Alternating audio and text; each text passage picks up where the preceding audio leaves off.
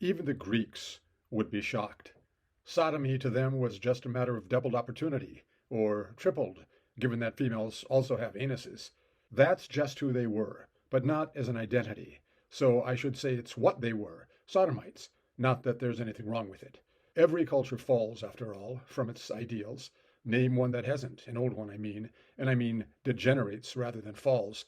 I guess it started with Sodom, the first culture to fall, if being stoned from the heavens counts as falling. It's summed up nicely, what I'm saying, perfectly in fact, by Aristophanes in Thesmophoriazusae. Aristophanes had the coldest eye ever for observation, and sure enough, here comes Agathon, dressed as a woman.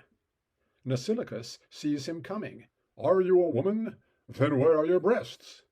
Agathon is never at a loss for words. Old man, I hear the shafts of jealousy whistling by my ears, but they do not hit me. My dress is in harmony with my thoughts. A prim smirk and a saucy flick of his skirts. What we don't possess by nature, we must acquire by imitation. And he tosses his head. Nasilicus is an Athenian, so it's only the transvestitism that he objects to. Otherwise, quite inclusive. "When you're staging satyrs, call me. I will do my best to help you from behind if I can get my tool up." Get it? Well-dressed fools and well-dressed follies. It's not that pigs wear lipstick, at least never self-applied. It's that women wear nose rings, formerly in our culture reserved for pigs and cattle. Heraclitus was referring only to physicalities when he said everything is change. Human nature never changes, hence the reoccurring need for degeneration, that there might be the change of reformation. Pascal starts by dividing minds into mathematical and intuitive. He rephrases this later by observing that the most powerful cause of error is the conflict between reason and the senses. Nietzsche thought he'd come upon a clever idea by dividing cultures, etc., into Apollonian and Dionysian. Hegel was glutinous with self-approbation when he synthesized thesis and antithesis. Whether religion or philosophy or psychology, it's always some version of this, not that. Even if this has become these, or he has become they. So it's not that they don't have a religion, the atheists, the left, the wokesters. It's that the god of their religion doesn't have intelligence. The zero-sum game of random pantheism just barely manages to be a mushy dualism, but certainly not Manichaean, because that's patriarchal or intolerant or whatever. It's a mere mechanical blending of something, whatever, into the virtual form of an always theoretical but necessary Brahmanistic sea of nothingness. That's the religion they think they follow, utterly relativistic while ignoring how much they hate the other side. Relative, quantum, Brahmanic, Manichaean, whatever. This is too religious a way of saying it, but their short-term eschatological prophecies keep on failing. Overpopulation, and nuclear infernos, and catastrophic climate meltdowns, and the harmonic convergence, and Y2K, and whatever the Mayan 2012 was supposed to be. One of my problems with their religion is that they should pick one, and only one, apocalyptic horse person and keep the faith. They switch horses like a circus acrobat. Nobody respects an apostate.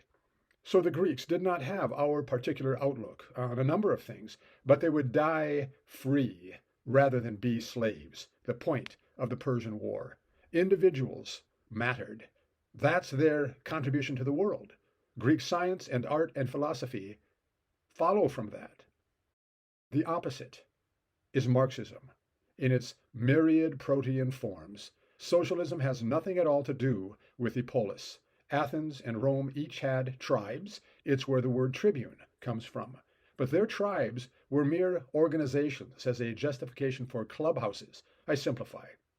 The fanatical and fantastical segregationism of Marxism leapfrogs further back than classical or ancient history, far past civilization itself, practically to ape troops. Marxism. So sodomy is individualistic, me and just you, consenting, and there's nothing wrong with that. Transvestitism is about me, well, not me, but me and everyone else. You all have to affirm me. Not all sodomy is rape, but all wokeism is rape. You will be forced to obey my sexual will, sexual assertion, practically insertion. Identity fascism. So I just had to title this Identity as Rape. Like the Soviet Nazi totalitarian past and the Islamist and wokist present, our future is a boot stomping on a human face forever.